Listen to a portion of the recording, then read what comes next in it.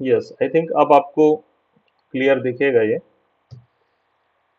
ये पूरी की पूरी एक 7 पार्ट सीरीज होगी, जिसमें हम लोग भारत के भू आकृतिक प्रदेश, कह लीजिए आप फिजियोग्राफिक रीजन्स ऑफ इंडिया, या आप इसी को बोलते हैं फिजिकल डिवीजन ऑफ इंडिया। ठीक है, जो भारत का भौतिक विभाजन है, भारत के सारे अ, पूरे लैंड एरिया का भौतिक विभाजन या भू आकृतिक विभाजन, तो इसको हम लोग एक 7 पार्ट्स की सीरीज में इसको हम लोग कवर करेंगे।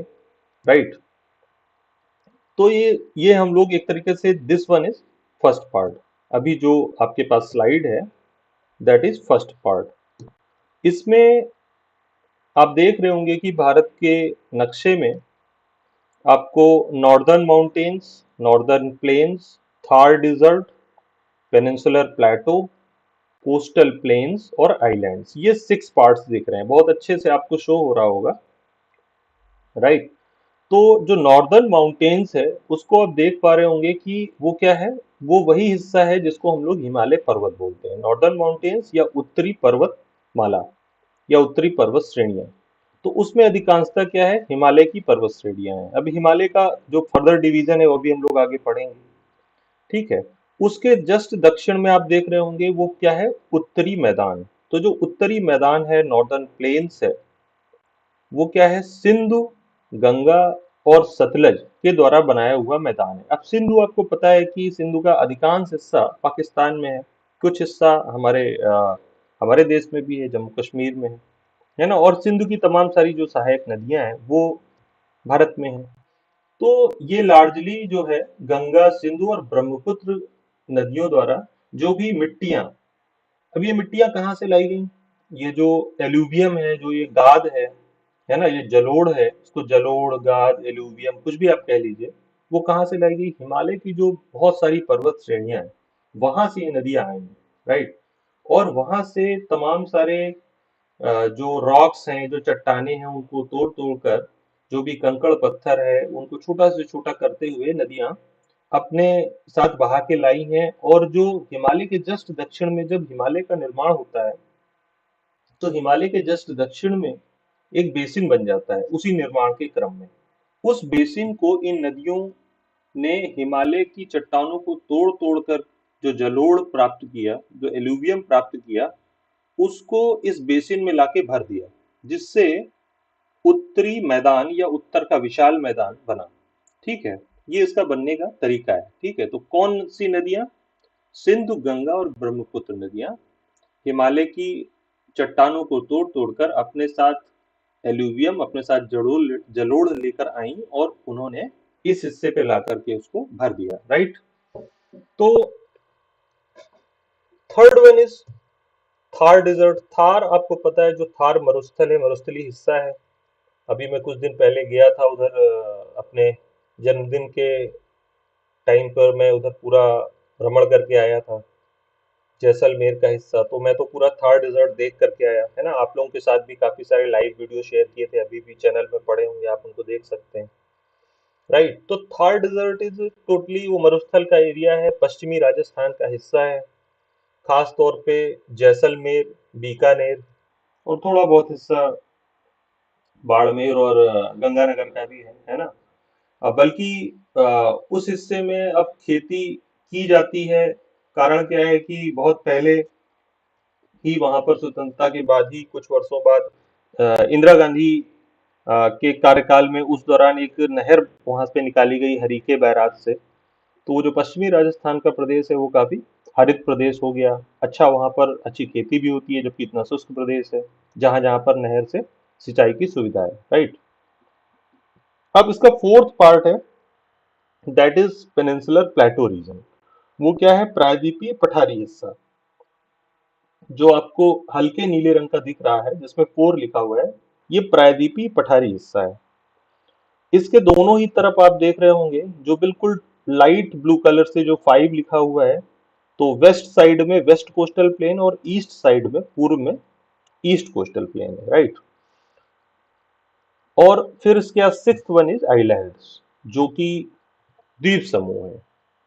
तो इस तरीके से भारत भूमि को इन 6 भागों में बांटा गया है। अब आप देख सकते हैं कि भारत में प्रमुख रूप से देखिए, तो अगर लैंडफॉर्म के हिसाब से अगर आप सोचें, तो पर्वत है, जो कि उत्तरी पर्वत श्रेणी है हिमालय की, है ना। मैदान है उसके बाद, जो कि नॉर्दर्न प्लेन्स हैं। मरुस्थल भी है, वो भी एक तरीके का मैदान ही है। हम्म फिजियोग्राफिकली ड्राई है, क्लाइमेट के हिसाब से ड्राई है, इसलिए उसको मरुस्थल बोलते हैं, वो भी मैदान है एक तरीके से। देन पेनिनसुलर प्लेटो है, वो पठार है।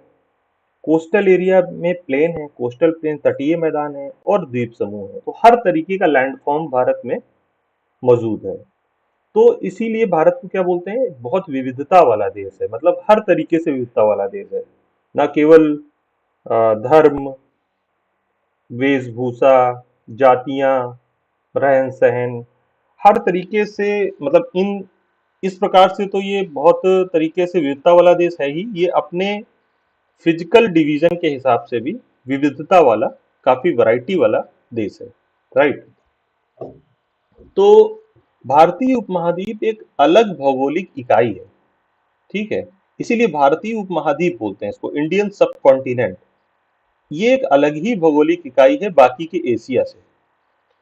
क्यों? क्योंकि इसमें एक समान भूगर्भिक और संरचनात्मक इसका इतिहास है। मतलब पूरा जो इंडियन सब कॉन्टिनेंट है, जिसमें कि आपके भारत, पाकिस्तान, अफगानिस्तान, नेपाल, भूटान, बांग्लादेश, श्रीलंका और मालदीव देश शामिल हैं।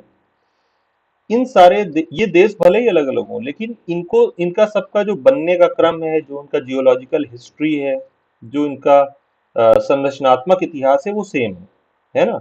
अब पॉलिटिकली ये अलग अलग बाउंड्री से बटे हुए हैं, है ना। तो ये जो देश है, ये आपको पता होने चाहिए कौन कौन से हैं। भारत, पाकिस्तान, अफगानिस्तान, नेपाल, भूटान, बांग्लादेश, श्रीलंका और मालदीव, ये प्रमुख देश हैं। प्रमुख क्या, यही सारे भारतीय उपमहाद्वीप के देश हैं, ठीक है।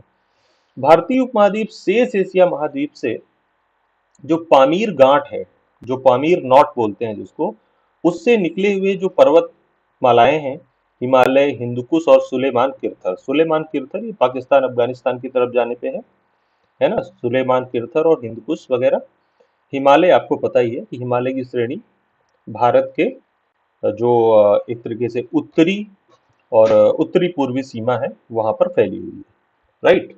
तो वो भारतीय उपमहाद्वीप बाकी के एशिया से इन पर्वत श्रेणियों से अलग हो जाता है। इसीलिए जो बाकी का जो एशिया है, जो उत्तरी भाग है, जैसे तिब्बत है, उसके ऊपर चीन है, वहां का जो क्लाइमेट का इफेक्ट है, वो इंडिया में पूरी तरीके से नहीं आ पाता है, क्योंकि हिमालय एक तरीके से एक दीवार की तरह खड़ा हुआ है, और वहां की जो ठंडी हवाएं हैं, जो वहां की ठंडी हवाएं हैं, उनको पूरी तरीके से रोक लेता है। और इसीलिए भारत का जो अ, उत्तरी हिस्सा है, वहां पर तो फिर भी थोड़ा सा सर्दी होती है। दक्षिणी हिस्से में उस तरीके से सर्दी होती नहीं है, क्योंकि जो ठंडी हवाएं हैं, वो खास तौर पे हिमालय रोक लेता है उनको। राइट। तो इस प्रकार से भारत के जो 6 भू-आकृतिक प्रदेश हैं, उनको आप इस स्लाइड में देखेंगे, जो नेक्स्ट स्लाइड है।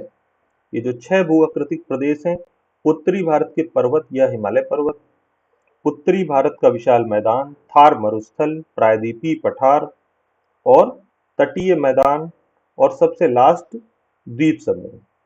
राइट। तो इसको जब आप एक एक ये जो 6 पार्ट हैं, हम्म, इन 6 पार्ट्स को, इन जो 6 डिवीजन हैं, जब आप इनको वन बाय वन आगे के क्लासेस में हम लोग इनको वन बाय वन करेंगे, तो आप इस पूरे के पूरी यूनिट से बहुत अच्छे से आपका ये पूरा का पूरा यूनिट स्ट्रांग हो जाएगा। और आप देखते हैं कि यूपीएससी हो या यूपीपीसीएस या कोई भी स्टेट पीसीएस, उसमें सबसे ज्यादा क्वेश्चन अगर पूछे जाते हैं, तो इसी पार्ट से पूछे जाते हैं, ठीक है। जो फिजियोग्राफी वाला जो पार्ट है इंडिया का, कि अधिकांश तो आपने क्वेश्चन देखे होंगे कि कौन सा वहाँ पे पास है ना, कौन सा दर्रा है, कौन सी चोटी है, कौन सा मैदान है, कौन सा ग्लेशियर है। तो ये वाले जो सारे सारे जो क्वेश्चंस हैं, वो आपको इसी पार्ट से डील करने पड़ेंगे, ठीक है। राइट। तो ये हम लोग का हो गया, ये पार्ट हो गया कि मतलब इंडिया को 6 जियोमॉर्फोलॉजिकल जियोमॉर्फिक रीजन्स में या फिजिकल रीजन्स में हम लोगों ने डिवाइड कर लिया, राइट। तो इसके बाद हम लोग चलते हैं कि जो हमारा, अब इसमें से जो फर्स्ट वन है ना, जो हमारा पहला है, वो क्या है? जो हमारा पहला पार्ट है वो है आपका हिमालय पर्वत, राइट। तो हिमालय पर्वत को हम लोग डिटेल से पढ़ते हैं। मैंने हिमालय पर्वत के ऊपर एक डिस्कशन, लाइव डिस्कशन लिया था, वो आपको चैनल में मिल जाएगा, उसका लिंक भी, तो उसको भी बाद में देखिएगा जरूर।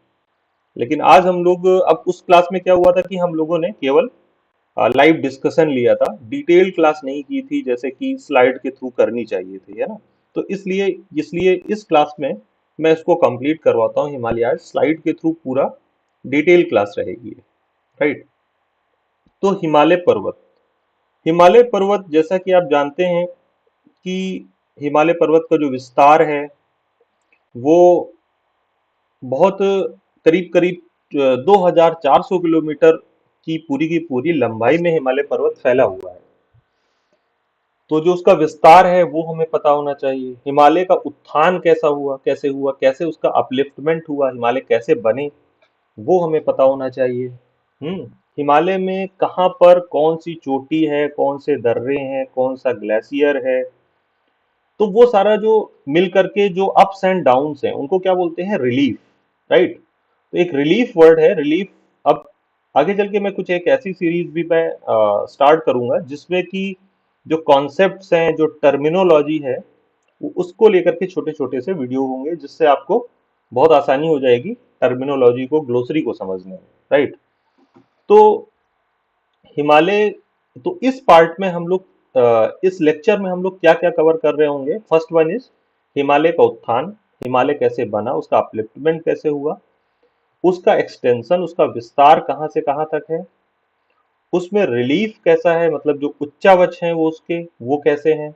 उच्चावच का मतलब कहाँ पर अप्स एंड डाउन्स हैं, कहाँ पर चोटी है, कहाँ पर दर्रा है, कहाँ पर ग्लेशियर है ना, कहाँ पर मैदान है उसके अंदर भी। तो वो सारी चीजें। हिमालय का फिर विभाजन, जो उसका डिवीजन, हिमालय का डिवीजन मतलब हिमालय को हम कितने पार्ट में बांट बांट के हम लोग स्टडी करते हैं। तो हिमालय पार क्षेत्र, बृहद हिमालय, लघु हिमालय, शिवालिक और पूर्वांचल हिमालय, ये 5 पार्ट में हम लोग हिमालय को डिवाइड करते हैं, राइट। फिर हिमालय का इंपॉर्टेंस क्या है हमारे लिए, तो इस तरीके से इस लेक्चर में हम ये खास तौर पे ये तीन पार्ट हम लोग डिस्कस करेंगे जिससे हमारा हिमालय वाला जो भी पूरा का पूरा यूनिट है वो कंप्लीट हो जाएगा, राइट। तो सबसे पहले हम देखते हैं कि हिमालय का उत्थान कैसे हुआ। हाउ हिमालयाज अपलिफ्टेड, वो कैसे उनका अपलिफ्टमेंट हुआ। तो जो आप जानते हैं कि प्लेट टेक्टोनिक थ्योरी है, प्लेट विवर्तनिकी सिद्धांत है, उसके अनुसार वही सबसे ज्यादा मान्य सिद्धांत है इस समय, आज के समय में। वलित पर्वतों का जो उत्थान होता है, वलित पर्वतों की उत्थान से संबंधित जो सबसे रिकॉग्नाइज थ्योरी है, जो सबसे स्टैब्लिश थ्योरी है, वो कौन सी है? वो है प्लेट टेक्टोनिक्स थ्योरी। आगे चल के इसके भी इस टॉपिक पे भी एक डिटेल क्लास होगी, प्लेट टेक्टोनिक्स पे, ठीक है। तो हम लोग सिलेबस वाइज ही आगे बढ़ेंगे। तो प्लेट टेक्टोनिक या प्लेट विवर्तनिकी सिद्धांत के अनुसार अल्पाइन पर्वत निर्माणकारी दौर में, अब ये जो पर्वत निर्माणकारी दौर है उसका नाम क्या है? Alpine orogenesis period. हम्म। ये जो पर्वत निर्माणकारी दौर है, इसमें 6.5 से करीब 7 करोड़ वर्ष पूर्व भारतीय प्लेट, जो इंडियन प्लेट है, वो उत्तर की ओर खिसकी और उसने यूरेशियन प्लेट को नीचे से धक्का दिया, है ना, वो उससे टकराई। तो साथ के चित्र में आप देख पा रहे होंगे कि एक प्लेट है इंडिया की, और जो लेफ्ट साइड की प्लेट है वो है इंडिया की, और जो राइट साइड की प्लेट है, जो दाहिनी तरफ है, वो है यूरेशियन प्लेट। तो जब ये दोनों टकराई, इनके बीच में जो एक सी था उसको बोलते थे टेथीस सी या टेथीस जियोसिंक्लाइन, है ना, टेथीस भूसन्नति। अब भूसन्नति क्या है, ये भी एक कॉन्सेप्ट है, इस पे भी कॉन्सेप्ट क्लास एक होगी, उस पे आप समझ पाएंगे। नॉर्मली इसको हम लोग सी बोलते हैं, टेथीस सी, है ना, मतलब एक ऐसा हिस्सा जहां पर जल भरा हो। हम्म। एक बड़ा हिस्सा, ठीक ठाक बड़ा हिस्सा जहां पर जल का भराव हो। तो वो जो टेथीस सी था वो एक तरीके से दोनों ही तरफ की प्लेटों को तोड़ तोड़ करके वहां पर सेडिमेंट इकट्ठा हो गया। जहां पर भी समुद्र होगा, आपको पता है कि वो लहरें जो उठेंगी वो आसपास की भूमि को तोड़ेंगी और वहां पर सेडिमेंट इकट्ठा हो जाएगा। तो वो जो सेडिमेंट इकट्ठा हो गया, और दोनों एक दूसरे को, दोनों ही कॉन्टिनेंटल प्लेट है, मतलब प्लेट का दोनों का टाइप कैसा है, दोनों ही कॉन्टिनेंट है। इंडिया की प्लेट भी कॉन्टिनेंटल है और उधर की प्लेट भी कॉन्टिनेंटल है। तो दोनों एक दूसरे को पुश कर रही हैं। तो जो सेडिमेंट का लोड है वो क्या हो गया, फोल्ड हो गया बीच में, और उसी से क्या बन गए, फोल्ड माउंटेन, जिनको कि हम हिमालयाज बोलते हैं। ठीक है। तो अब हिमालयाज नवीन वलित पर्वत है, युवा वलित पर्वत है, एक तरीके से यंग फोल्ड माउंटेन है। क्यों? क्योंकि इसका निर्माण जो जियोलॉजिकल टाइम स्केल है, मैंने कल के क्लास में डिस्कस किया था कि जियोलॉजिकल टाइम स्केल में हिमालय की जो संरचना है, जो अपने यहाँ हिमालयाज हैं, वो सबसे एक तरीके से नवीन संरचना है। उसके बाद की जो सबसे नवीन संरचना है वो केवल सिंधु गंगा का मैदान है ना, एक तरीके से बाकी की जो संरचना है, जो प्रायद्वीपीय पठार है और बाकी का हिस्सा है, उससे वो बहुत ज्यादा नया है, बहुत ज्यादा बाद में बना है, राइट। तो ये जो पूरा का पूरा पीरियड है जब इसका निर्माण हुआ, उसको क्या बोलते हैं हम लोग, कल की क्लास में मैंने डिस्कस किया था कि जो पैलियोसीन, इयोसीन, ओलिगोसीन, मायोसीन और प्लायोसीन, ये जो पीरियड्स हैं, ये सारे एपोक्स हैं। इन एपोक्स में कल की क्लास आप एक बार देखिएगा, चैनल में उपलब्ध है। तो इन एपोक्स में, इन समय में, इन पीरियड्स में हिमालय का उत्थान होता है। ठीक है। तो हिमालय का उत्थान हो गया, और हिमालय के साथ साथ ही उसके पूर्व में, उसके सॉरी उसके उत्तर में तिब्बत का जो पठार है वो भी उसी दौर में उसका भी निर्माण हुआ। ठीक है। उसका भी राइज ऑफ तिब्बत और राइज ऑफ हिमालय, जिसको हमें थोड़ा समझना चाहिए। अब आते हैं हिमालय के विस्तार में, कि हिमालय का विस्तार कहाँ से कहाँ तक है। मैंने बताया कि करीब करीब इसका जो विस्तार है 2400 किलोमीटर की लंबाई में, एक आर्क के शेप में है, एक चाप के आकार में, जो कि आ, पश्चिम में सिंधु नदी और पूर्व में ब्रह्मपुत्र नदी के बीच में फैला हुआ है। मतलब इसका जो पश्चिमी छोर है, जो वेस्टर्न छोर है, उसको आप इंडस से स्टार्ट कर सकते हैं, इंडस रिवर से। और जो ईस्टर्न छोर है, जो इसका ईस्टर्न पार्ट है, वो ब्रह्मपुत्र है। ओके। तो नदियों की जो घाटियां हैं, ये ये जो नदियां हैं हिमालय के क्षेत्र की, ये अधिकांश नदियां कैसी हैं, इनको बोलते हैं एंटीसीडेंट ड्रेनेज का उदाहरण है ये, पूर्ववर्ती अपवाह का उदाहरण है। अब पूर्ववर्ती अपवाह से अर्थ ये मत लगा लीजिएगा कि पूरब की तरफ से आ रही हैं, इसका पूर्व से कोई मतलब नहीं। पूर्व का मतलब पहले से है। मतलब कि ये इनके जो स्रोत हैं, इनका जो बहाव है, ये हिमालय के निर्माण या हिमालय के उत्थान से पूर्व का है, मतलब उससे पहले का है। मतलब जब हिमालय नहीं था तब भी ये नदियां इस क्षेत्र में बह रही थी, राइट। और हिमालय के उत्थान के साथ साथ ही इन्होंने अपने मार्ग को थोड़ा बहुत बदला, लेकिन फिर भी ये हिमालय को क्रॉस करके उसके दक्षिण की तरफ आ गई। तो इस क्रम में जबकि हिमालय उठ रहा होगा, नदियां अपने मार्ग को मेंटेन करने में सफल रहीं।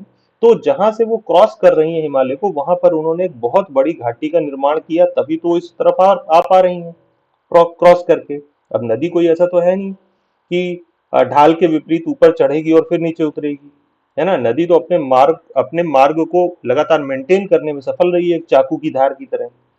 तो उसने एक पूरा खड़े ढाल के सहारे हिमालय को कई जगह काट दिया है नदियों ने।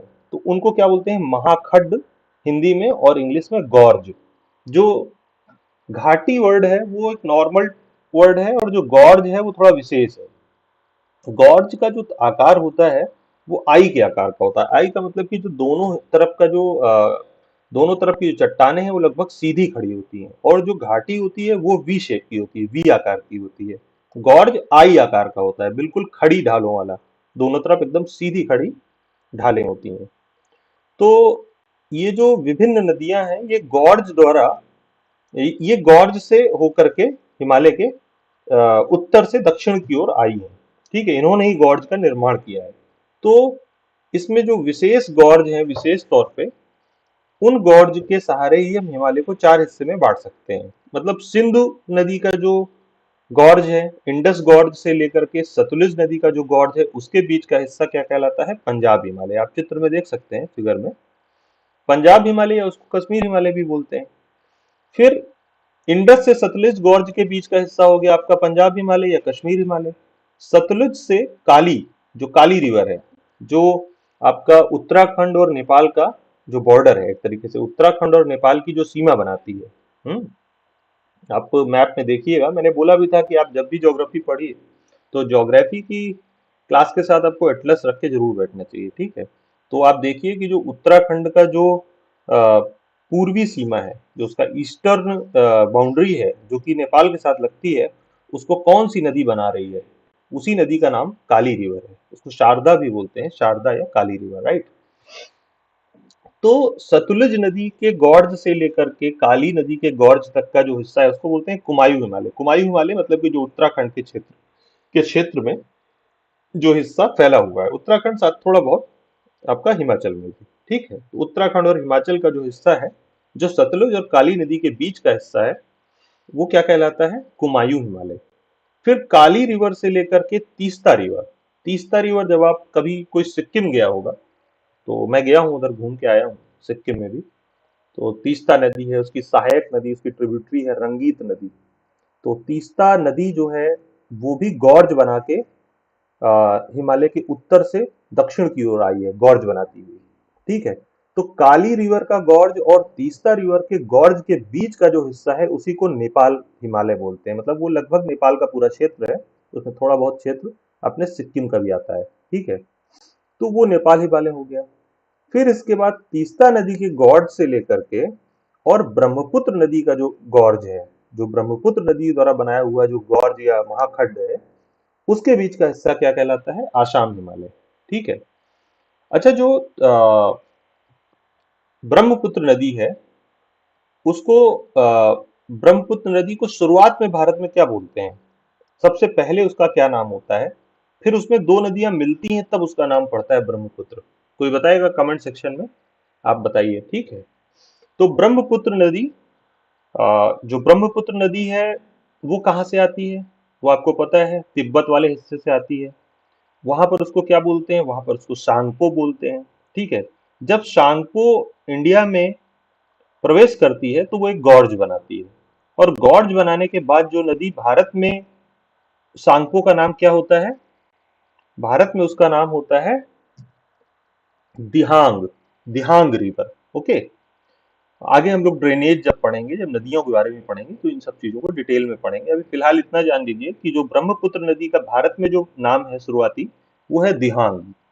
इसीलिए उस गॉर्ज का नाम है दिहांग गॉर्ज, जहां से ब्रह्मपुत्र नदी प्रवेश करती है भारत में, ठीक है। इसीलिए उसका नाम दिहांग गॉर्ज है, क्योंकि वहां की जो, वहां पर जो सबसे पहले नदी का नाम है, सांगपो का नाम, भारत में उसका नाम हो जाता है दिहांग। फिर उसमें दो नदियां आगे जाके मिलती हैं, राइट, प्रिया ने बिल्कुल सही जवाब दिया है, दिहांग, ठीक है। दो कौन सी नदियां आकर के मिलती हैं उसमें, तब उसका नाम ब्रह्मपुत्र होता है। ब्रह्मपुत्र कब उसका नाम पड़ता है? दो और नदियां आके मिलती हैं, अब उनका नाम भी आप लोग कमेंट सेक्शन में कोई बताए, ठीक है। कौन सी दो नदियां हैं जिनके मिलने के बाद इसका नाम ब्रह्मपुत्र नदी हो जाता है, दिहांग का नाम, ठीक है। तो इस तरीके से आप इसका विस्तार देख सकते हैं, टेक्स्ट में लिखा हुआ है कि कितने कितने किलोमीटर का लगभग हिस्सा है इन चारों का, राइट। तो हिमालय का हम लोगों ने उत्थान देख लिया, उसका विस्तार देख लिया। अब देखते हैं कि हिमालय का रिलीफ, उसमें उच्चावच मतलब कहाँ पर कौन सी पर्वत श्रेणी है, कहाँ पर कौन सी चोटी है, कौन से दर्रे हैं, राइट। हाँ, तो अभी तक कोई जवाब आया नहीं, मैं बता देता हूँ कि दिहांग नदी में जब दिबांग नदी और लोहित नदी, दो नदियां अलग अलग हैं, दिबांग और लोहित, जब ये दो नदियां और आके मिल जाती हैं तब उसका नाम हो जाता है ब्रह्मपुत्र नदी, ठीक है। दिहांग, दिबांग और लोहित, ये तीन नदियां मिल करके बनाती हैं ब्रह्मपुत्र नदी, ठीक है। ये कभी आपके एग्जाम में बिल्कुल पूछा जा सकता है, अभी तक किसी भी एग्जाम में मुझे नहीं याद आ रहा है कि पूछा गया है, ठीक है। तो ये पूछा जा सकता है कि कौन सी दो नदियां मिल करके ब्रह्मपुत्र नदी बनाती है ना? कौन सी तीन नदियां मिलकर के, राइट, दिहांग, दिबांग और लोहित। तो हिमालय का उच्चावच ये आप मैप में देख पा रहे होंगे कि जो पंजाब हिमालय का क्षेत्र है, ठीक है, वहां पर पंजाब हिमालय या जिसको कश्मीर हिमालय भी बोलते हैं, वहां पर काराकोरम लद्दाख है, जंस्कर है ना, और थोड़ा बहुत पीर पंजाल श्रेणी है। तो ये श्रेणियां फैली हुई हैं वहां पर। ये वहां का उच्चावच है। उच्चा मतलब उच्चा, अप्स एंड डाउन्स, कौन सी, कहाँ पर ऊंचा है, कहाँ पर नीचा है, कहाँ पर पास है, प्लेन है ना। तो ये जो हिस्सा है पूरा का पूरा पंजाब हिमालय या कश्मीर हिमालय, यहाँ पर काराकोरम, लद्दाख, जंस्कर और पीर पंजाल की श्रेणियां फैली हुई हैं। आप चित्र में देख सकते हैं। कुमायूं हिमालय में आपको दिख रहा होगा नागा टिब्बा और मसूरी की श्रेणियां फैली हुई हैं। धौलाधर, धौलाधर की रेंज है। हम्म। पीर पंजाल और धौलाधर ये हिमाचल के हिस्से में भी फैली हुई है। फिर महाभारत लेक नाम की जो श्रेणी है, वो नेपाल हिमालय में फैली हुई है। हम्म। और चुरिया घाट हिल्स भी हैं वहां पर, नेपाल हिमालय में ही। चुरिया मुरिया हिल्स भी बोलते हैं उनको, राइट। फिर जो असम हिमालय का हिस्सा है, वहां पर आप देखेंगे उसको बोलते हैं पूर्वा। असम हिमालय वाला जो हिस्सा है, उसमें कई सारे छोटी छोटी पहाड़ियां हैं, जैसे दाफला, मिकिर, मिसमी, अबोर, ये बहुत सारी अभी हम लोग आगे डिटेल से पढ़ेंगे। ये सारी पहाड़ियां आपको दिख रही होंगी।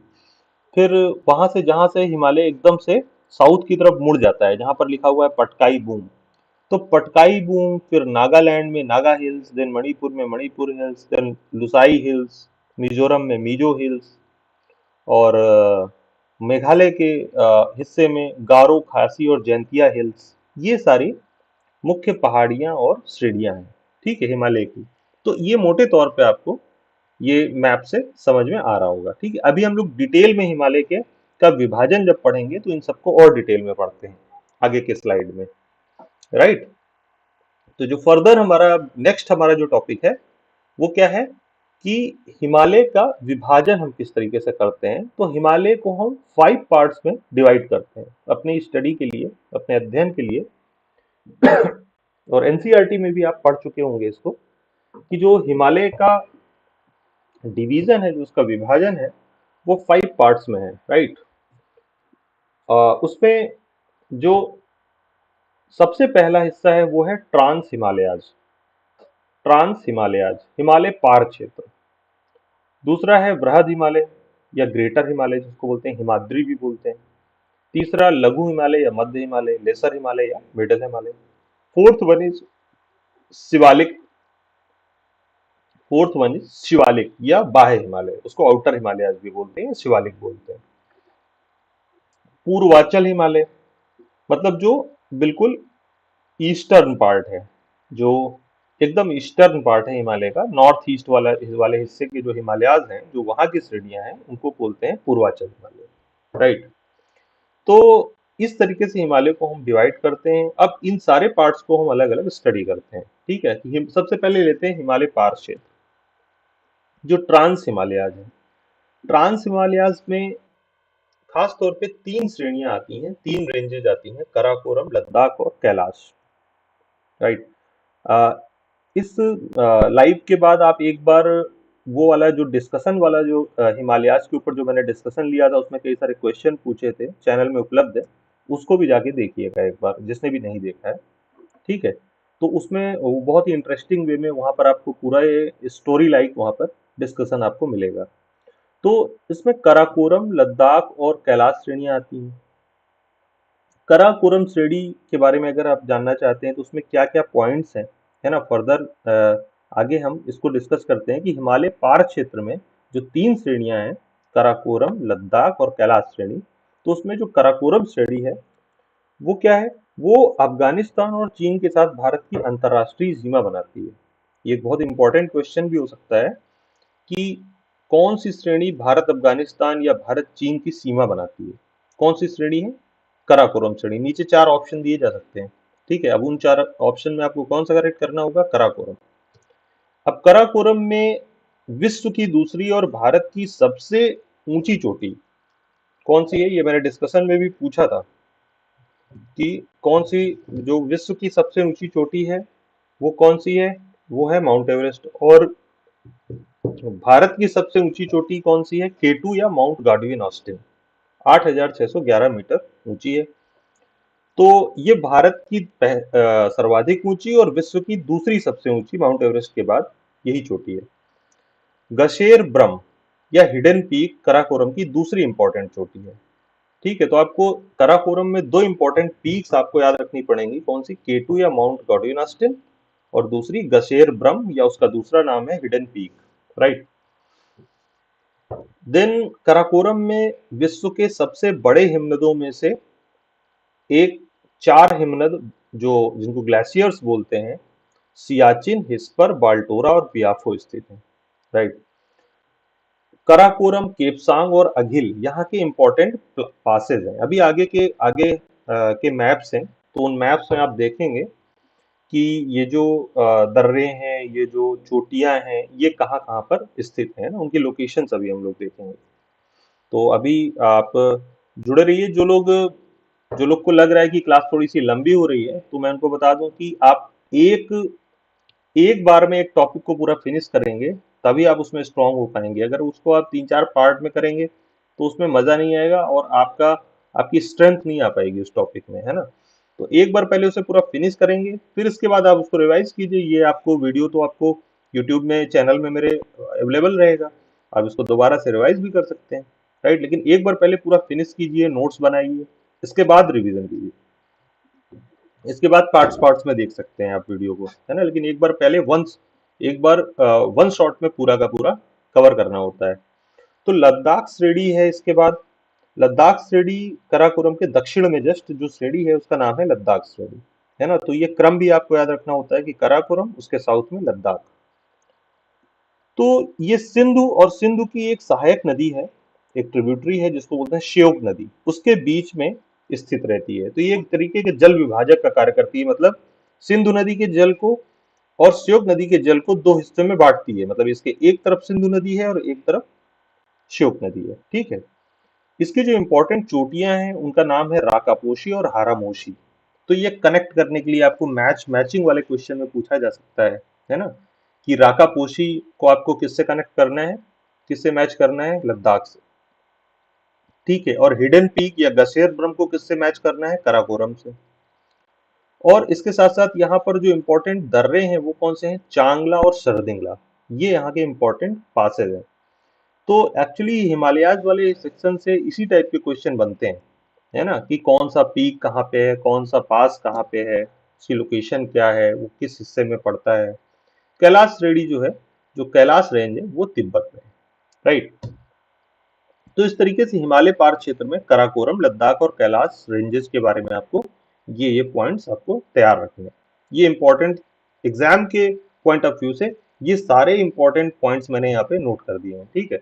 अब इसके बाहर से आने की संभावना बहुत ही कम है, लगभग ना के बराबर है। अब आने को तो यूपीएससी में कुछ भी पूछा जा सकता है, लेकिन आपको कम से कम इतनी तैयारी तो आपको रखनी है।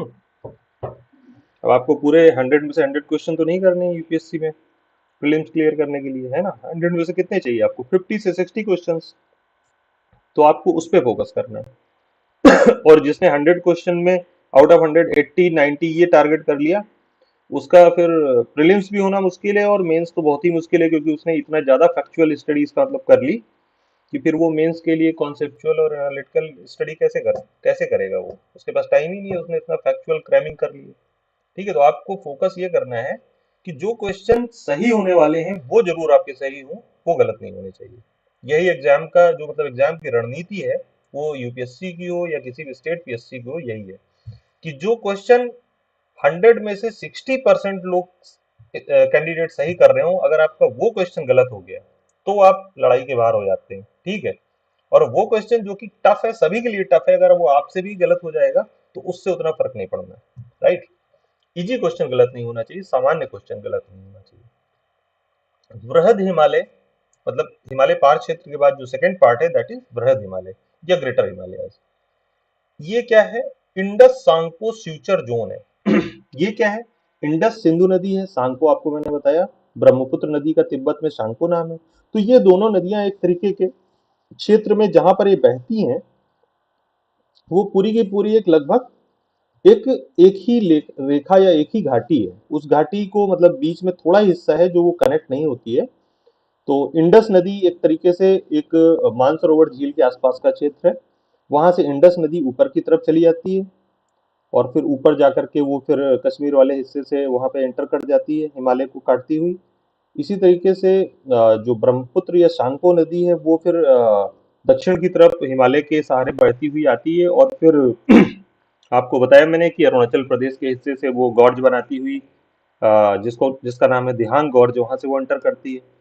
तो ये पूरा का पूरा जो जोन है जहां पर इंडस और सांको नदियां बहती हैं, इसके उत्तर का हिस्सा हिमालय पार क्षेत्र है और इसके दक्षिण का हिस्सा बृहद हिमालय। एक तरीके से जो इंडस सांको फ्यूचर जोन है, फ्यूचर का मतलब होता है सीवन, मतलब जैसे कोई टाका लगाता है ना, कोई गहरी चोट लग जाती है तो टाके लगवाते हैं, तो उसको बोलते हैं सूचर, है ना। तो जो सीवन है जिससे सिलते हैं, वो जो टाका सिलते हैं, उसी टाइप की सीवन है जिससे होकर के दोनों नदियां बहती हैं। मतलब ऐसा लगता है कि जैसे बृहद हिमालय और हिमालय पार क्षेत्र इस हिस्से पर दोनों को सिला गया है, टाका लगा के सिला गया है ना। तो वो जो क्षेत्र है उसी का नाम है इंडस सांको फ्यूचर जोन।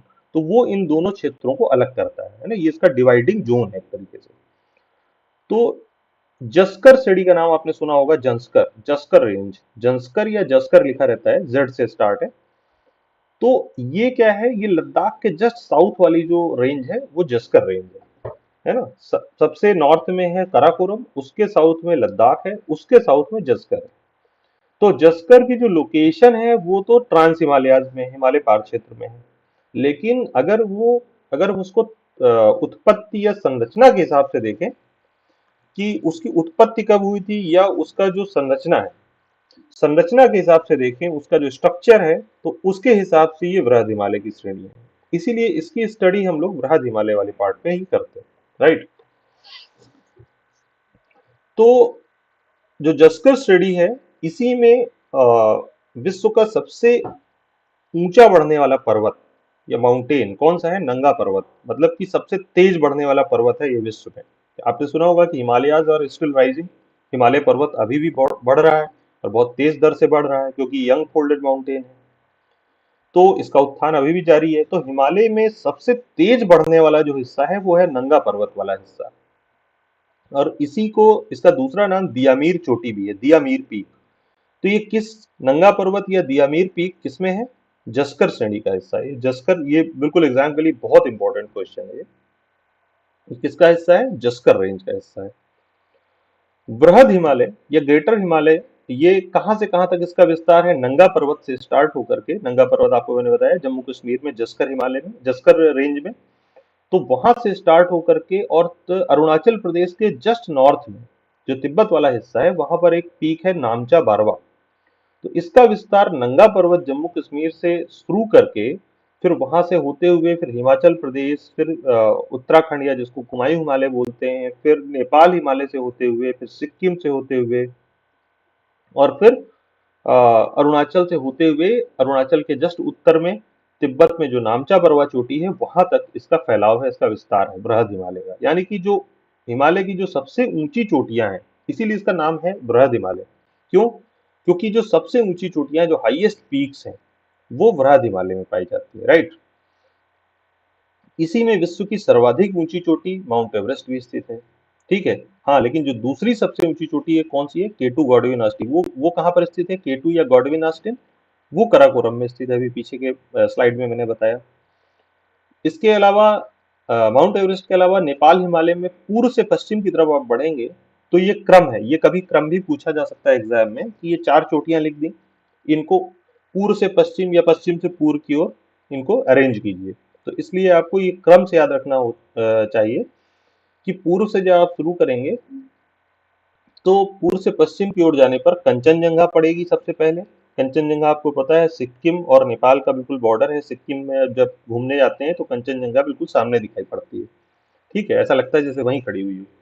तो कंचनजंगा, कंचनजंगा के बाद मकालू, फिर माउंट एवरेस्ट, फिर चो ओयू, फिर गौरी शंकर, गोसाई थान, मनसालू, अन्नपूर्णा और धौलागिरी। ये एकदम क्रम से है, पूर्व से पश्चिम की ओर चलेंगे तो ये क्रम से आपको चोटियां मिलेंगी, सारी की सारी पीक्स। और कुछ चोटियां, इंपॉर्टेंट चोटियां कुमायूं हिमालय में भी हैं, मतलब जो उत्तराखंड वाला क्षेत्र है। नंदा देवी के नाम आपने बहुत अच्छे से सुना होगा, बद्रीनाथ, केदारनाथ सब आप जानते हैं। कामेत शिखर एक का नाम शायद आपने कम सुना हो, है ना। तो कामेत चोटी या कामेत शिखर कहाँ पर है? कुमायूं हिमालय में, उत्तराखंड में। ये एग्जाम के लिए काफी इंपॉर्टेंट है, क्योंकि नंदा देवी, बद्रीनाथ, केदारनाथ तो सब कुछ सही कर देगा, कामेत का नाम कम लोगों ने सुना है। तो ऐसी चीजों को ज्यादा याद रखा जाता है, वही एग्जाम के लिए ज्यादा इंपॉर्टेंट होता है, राइट। तो जो लोग हैं उनको अच्छे से समझ में आ रहा है ना, विजिबिलिटी का कोई इशू नहीं है। आई थिंक आगे हम लोग इस तरीके से क्लास करेंगे तो शायद वो सबसे बढ़िया रहेगा, है ना। इसमें कोई भी विजिबिलिटी का प्रॉब्लम नहीं है। इसीलिए मैंने सोचा कि ओबीएस सॉफ्टवेयर से करते हैं क्लास आगे की, ये अच्छा रहेगा, हम लोग बहुत सिस्टमैटिक क्लास होंगी इससे। अब आप देखिए, जो नॉर्दर्न माउंटेन्स हैं, है ना, उसमें मैंने बताया कि सबसे इम्पोर्टेंट जो रेंजेस हैं, काराकोरम, लद्दाख, जस्कर, पीर पंजाल। फिर उसमें इम्पोर्टेंट जो पीक्स हैं, कौन सी, काराकोरम में जैसे मैंने बताया केटू, केटू गॉडविन ऑस्टिन, है ना, गशेर ब्रह्म। जस्कर में बताया मैंने नंगा पर्वत, नंगा पर्वत या दियामीर चोटी। हम्म कुछ यहाँ पर इम्पोर्टेंट पासेस भी हैं, जैसे बाड़ा लाचाला, शिपकीला, लिपू लेक, अभी हम लोग आगे देखते हैं उनको भी। ठीक है, तो ये जो फिगर है, ये जो मैप है, उसमें आप देखेंगे बहुत इंपॉर्टेंट जितने भी चोटियां हैं उनको सबको दिखाया गया है, इनके सबके लोकेशन आपको याद रखने हैं, और जो इंपॉर्टेंट रेंजेस हैं उनको भी दिखाया गया है ना। तो इसको आपको डिटेल से देखना है, याद रखना है, राइट। सबसे ऊपर देखिए, बिल्कुल नॉर्थ में पामीर नॉट है ना, पामीर की गांठ। उससे पामीर नॉट से देखिए, एक तरफ हिमालय पूरा फैला हुआ है और दूसरी तरफ हिंदुकुश, फिर सुलेमान, फिर किरथर, ये रेंजेस हैं। तो भारतीय उपमहाद्वीप की एक तरीके से ये क्या है, ये एक तरीके से सीमाएं हैं। हम्म एक तरफ हिमालय और दूसरी तरफ हिंदुकुश, सुलेमान और किरथर रेंजेस। ठीक है, बल्कि इधर इसके थोड़ा सा इधर का हिस्सा, इसके थोड़ा पश्चिम का हिस्सा भी, अफगानिस्तान वगैरह भी भारतीय उपमहाद्वीप में ही आता है। ठीक है, लेकिन जो फिजिकल एक तरीके से बाउंड्रीज है, जो मेन बाउंड्रीज है, वो यही है। फिर आप इसमें केटू, गशेर ब्रह्म, नंगा पर्वत, बाड़ा लाचाला, शिपकीला, ये दर्रों के निशान है, ये दर्रों का सिंबल है। ला का मतलब होता है पास या दर्रा, जहां से होकर के माउंटेन के अक्रॉस सड़क बनाई जा सकती है या उसको पार किया जा सकता है, क्योंकि वहां पर माउंटेन थोड़ा सा ब्रेक होता है, थोड़ा सा टूटा हुआ होता है एक तरीके से, वहां से आप क्रॉस कर सकते हैं ऊंचे माउंटेन को। लिपू लेक पास बहुत इंपॉर्टेंट पास है, आप देख रहे होंगे यहाँ पर जो बना हुआ है लिपू लेक पास, ये कहाँ पर है लिपू लेक पास? उत्तराखंड में। ठीक है, तो इसके अलावा आप देखिए यहाँ पर जो मैंने अभी बताया था सारा कि कंचनजंगा से स्टार्ट करके आप पूर्व से पश्चिम की तरफ बढ़ेंगे, तो पूर्व से पश्चिम की तरफ आप क्रम याद रखेंगे, क्योंकि उसके पूछे जाने की ज्यादा संभावना रहती है। कंचनजंगा, फिर मकालू, फिर लाहौत्से है, फिर माउंट एवरेस्ट, चोयू और मनसालू, अन्नपूर्णा, धौलागिरी, क्रम से है सारी ये सारी चोटियां हैं, राइट। फिर आप इसमें देखेंगे एक दर्रा बना हुआ है बोमडीला, बोमडीला, ये दर्रा कहाँ पर है? अरुणाचल प्रदेश में। ठीक है, अभी हम लोग दर्रों का एक आगे स्लाइड है, वहां पर देखते हैं उसको। तो अब जो हिमाद्री है या जो बृहद हिमालय है, उसमें कुछ जो प्रमुख दर्रे हैं, वो कौन कौन से हैं? ये दर्रे भी इंपॉर्टेंट के लिए बहुत इंपॉर्टेंट हैं, ये एग्जाम के लिए, ये पूछे जाते हैं और पूछे जा सकते हैं। बुर्जिला और जोजिला, दो दर्रे हैं, कौन कौन से? बुर्जिला और जोजिला, ये जम्मू कश्मीर में है, बुर्जिल्ला और जोजिला। हिमाचल प्रदेश में है शिपकीला और बाड़ा लाचाला, ये दो दर्रे हिमाचल प्रदेश में कौन से हैं? शिपकीला और बाड़ा लाचाला। ला लगा हुआ है, ला का मतलब है दर्रा। उत्तराखंड के चार प्रमुख दर्रे हैं, बिल्कुल इनको क्रम से याद कर लीजिए। थागला, मानाला, नीतीला, लिपुलेख। थागला, मानाला, नीतीला और लिपुलेख। ठीक है, थोड़ा सा लैग आ रहा है मेरे बोलने में, और आई थिंक जो स्लाइड आगे बढ़ रही है उसमें थोड़ा सा लैग आ रहा है, उसको थोड़ा सा एडजस्ट कर लीजिए। वो मतलब धीरे धीरे करके एडजस्ट हो जाएगा आपके साथ। तो बुर्जिला जोजिला जम्मू कश्मीर में, शिपकीला और बाड़ा लाचाला हिमाचल प्रदेश में, थागला, मानाला, नीतीला और लिपुलेख उत्तराखंड में, नाथुला और जेलेपला सिक्किम में, ये बहुत इंपॉर्टेंट एग्जाम में अक्सर पूछा जाता है, नाथुला और जेलेपला, और बूमला और बोमडिला अरुणाचल प्रदेश में, ये दोनों भी इंपॉर्टेंट है। हिमाद्री या बृहद हिमालय के जो प्रमुख हिमनद हैं, जो ग्लेशियर्स, वो कौन से हैं? गंगोत्री, यमुनोत्री और पिंडारी ग्लेशियर और मिलान ग्लेशियर ये चार इंपॉर्टेंट ग्लेशियर हिमाद्री के। गंगोत्री यमुनोत्री सब कोई जानता है, लेकिन आपको पिंडारी और मिलान ग्लेशियर भी याद रखना है। और ये चारों के चारों ग्लेशियर कहाँ पर है? कुमायूं हिमालय है, जो उत्तराखंड वाला क्षेत्र है वहां पर है। राइट। पीयूष पटेल लिख रहे हैं कि मंसालू कहाँ पर है? मंसालू कहाँ पर है?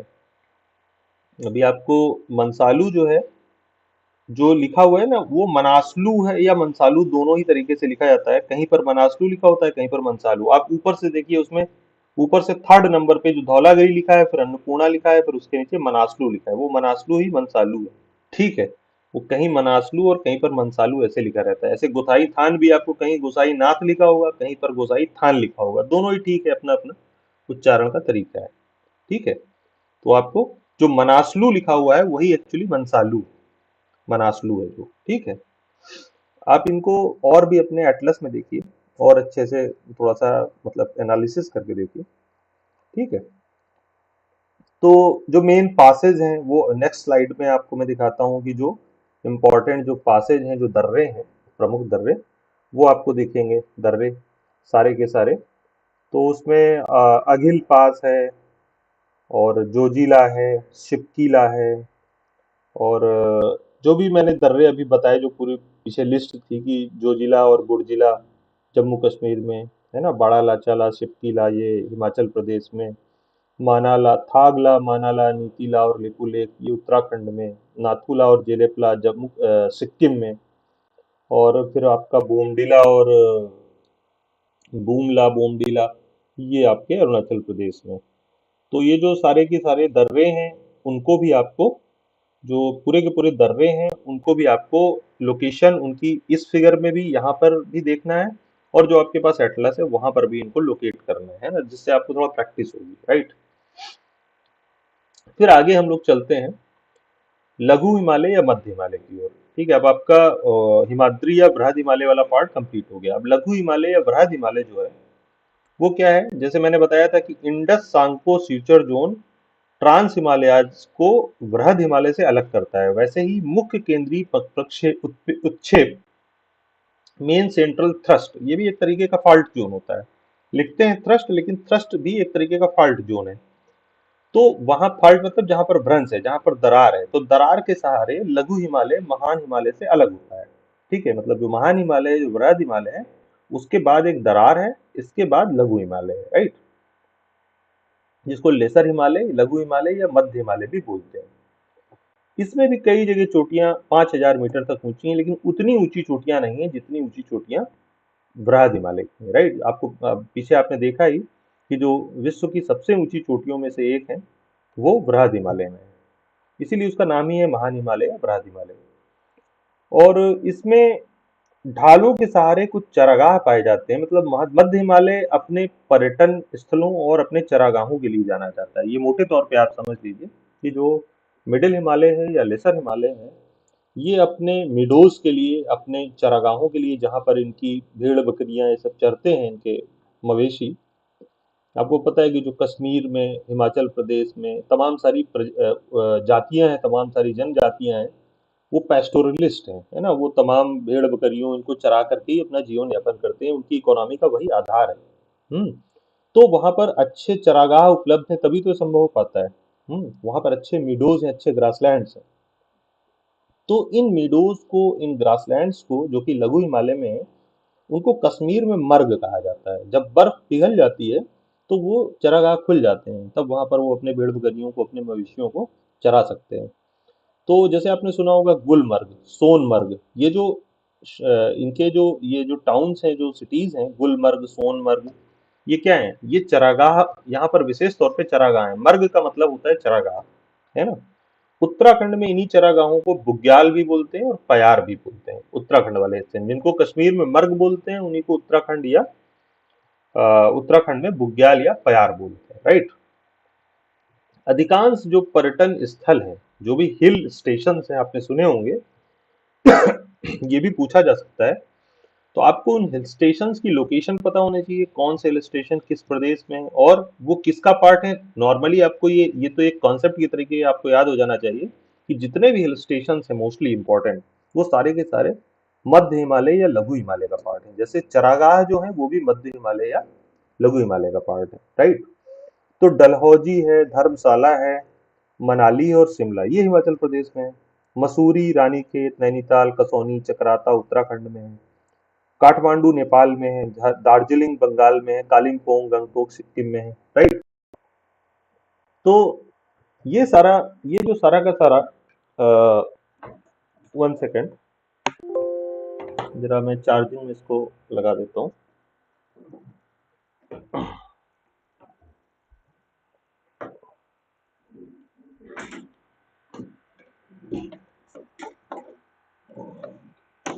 हम्म हम्म। तो जो ये जितने ये हिल स्टेशन हैं, ये सारे के सारे लगभग मध्य हिमालय का पार्ट है, ठीक है।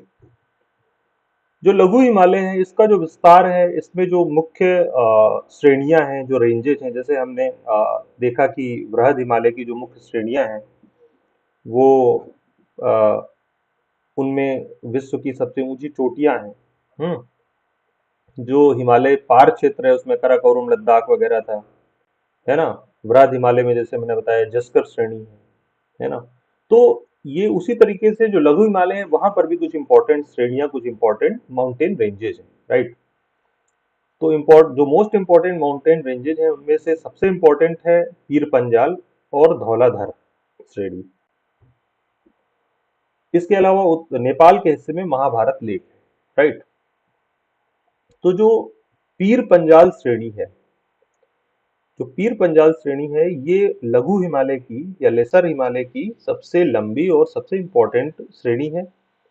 जो कश्मीर की घाटी है, कश्मीर घाटी पीर पंजाल को जस्कर श्रेणी से अलग करती है। तो इससे आपको लोकेशन समझ में आ रही होगी कि कराकोरम है, उसके साउथ में लद्दाख है, उसके साउथ में जस्कर है और उसके साउथ में पीर पंजाल है।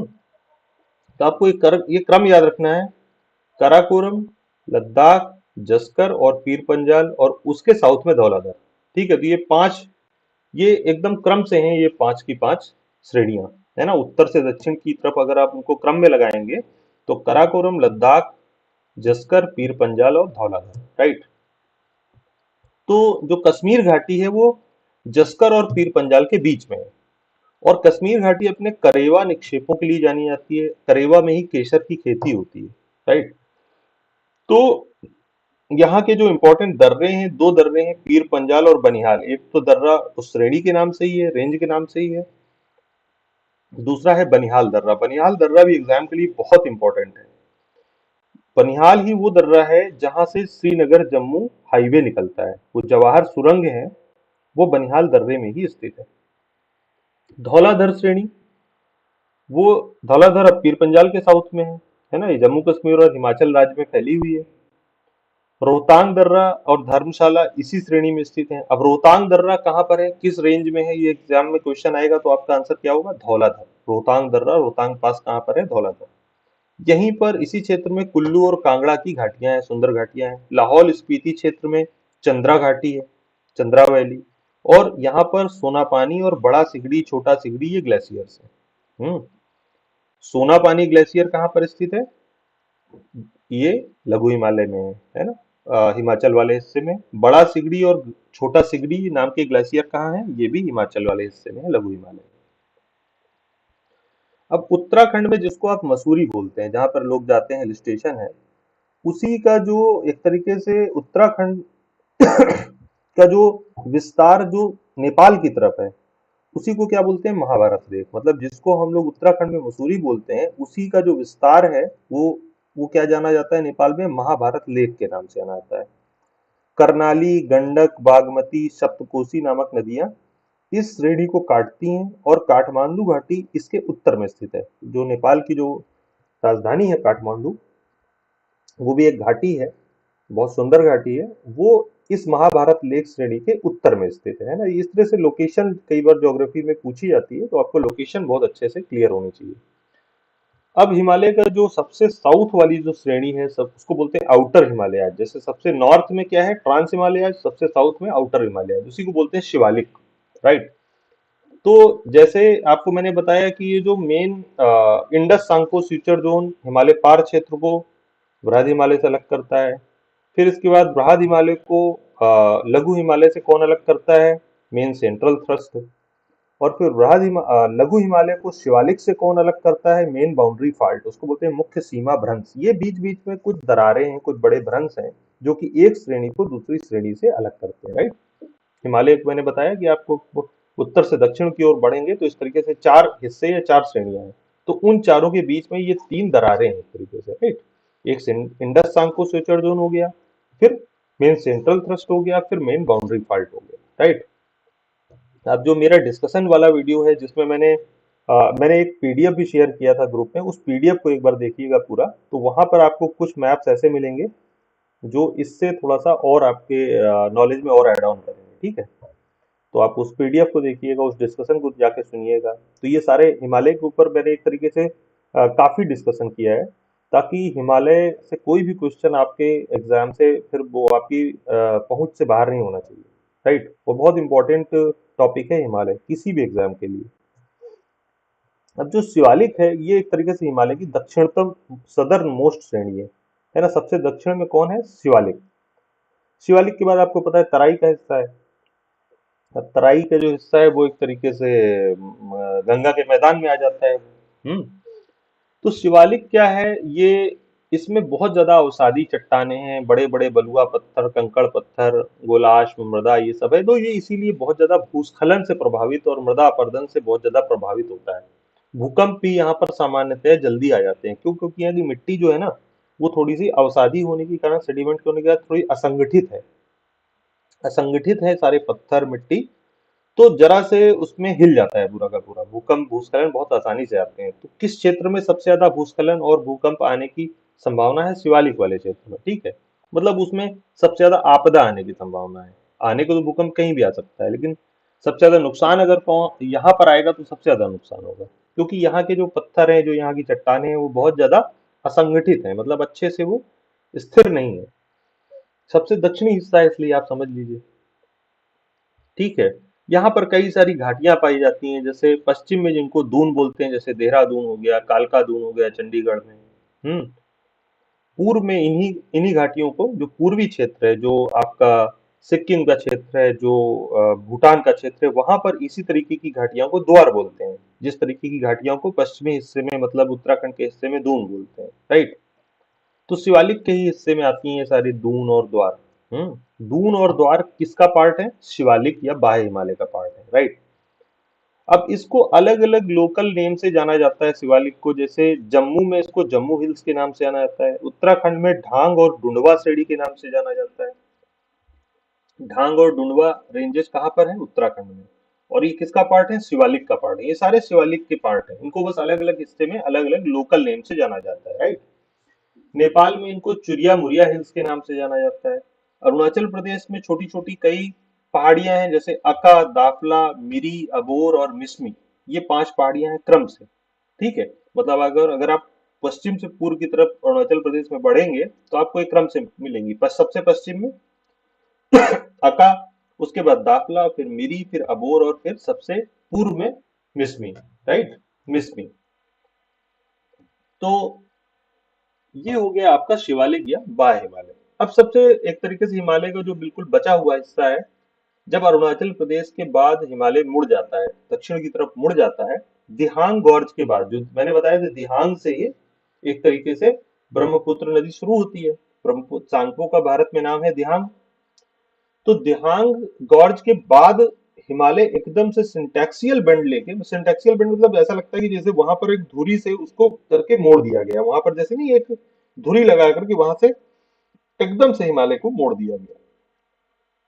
तो उसका जो विस्तार है, उसके बाद का जो अरुणाचल प्रदेश, नागालैंड, मणिपुर, मिजोरम, त्रिपुरा, मेघालय में फैला हुआ है, उसको बोलते हैं पूर्वांचल हिमालय। है ना। यानी कि पूर्वांचल हिमालय कहाँ से शुरू होगा, आपका दिहांग गॉर्ज के बाद शुरू होगा। ठीक है। उसको बोलेंगे पूर्वांचल, नहीं है, वर्ड है पूर्वांचल। थोड़ा गौर कीजिएगा इसको। ठीक है। पूर्वांचल अलग है और पूर्वांचल अलग है। एन नहीं है इसमें, पूर्वांचल हिमालय। तो इसमें अरुणाचल प्रदेश में पटकाई बूम पहाड़ी, नागालैंड में नागा पहाड़ी, सारामती पीक और सारामती एक बार यूपीएससी में पूछा भी गया है, ठीक है, इसलिए बहुत इंपॉर्टेंट है। सारामती पीक कहाँ है? नागालैंड में। पटकाई बूम कहाँ है? अरुणाचल प्रदेश में। ये जैसे जापू हिल्स अभी यूपीएससी में पूछा नहीं गया है किसी भी एग्जाम में, अभी तक मुझको जहां तक ध्यान आ रहा है, पूछा नहीं गया है, तो बहुत इंपॉर्टेंट है।